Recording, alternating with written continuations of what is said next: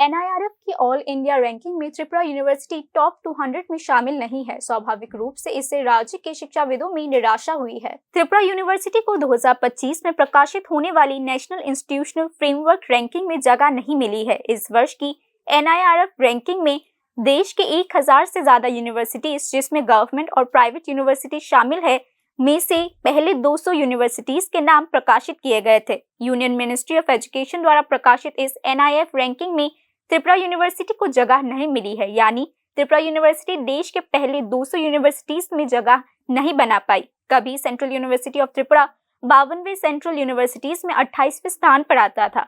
इस बार यह 52 में से 44वें स्थान पर पहुंच गया है। हालांकि पूर्वोत्तर के अरुणाचल प्रदेश, नागालैंड के सेंट्रल यूनिवर्सिटीज का स्थान त्रिपुरा से कहीं ज्यादा ऊपर है। खासकर गंगा प्रसाद प्रसायन के कुलपति बनने के बाद त्रिपुरा विश्वविद्यालय की स्थिति और भी खराब हो चुकी है। भ्रष्टाचार चरम पर पहुंच गया है। इसका प्रमाण यह है कि विश्वविद्यालय देश के शीर्ष 200 विश्वविद्यालयों में कहीं जगह नहीं बना पाई। बुनियादी ढांचे की समस्याओं और शिक्षण में अनुशासन की कमी के कारण त्रिपुरा केंद्रीय विश्वविद्यालय में अध्ययनरत छात्र विरोध प्रदर्शन कर रहे हैं। Strict action against molester to the Vice Chancellor of Tripura University on Friday. उल्लेखनीय है कि प्रोफेसर अंजन घोष के वाइस चांसलर रहते हुए त्रिपुरा यूनिवर्सिटी ने 2014-15 में देश के शीर्ष 100 यूनिवर्सिटीज में अपना स्थान सुनिश्चित किया था।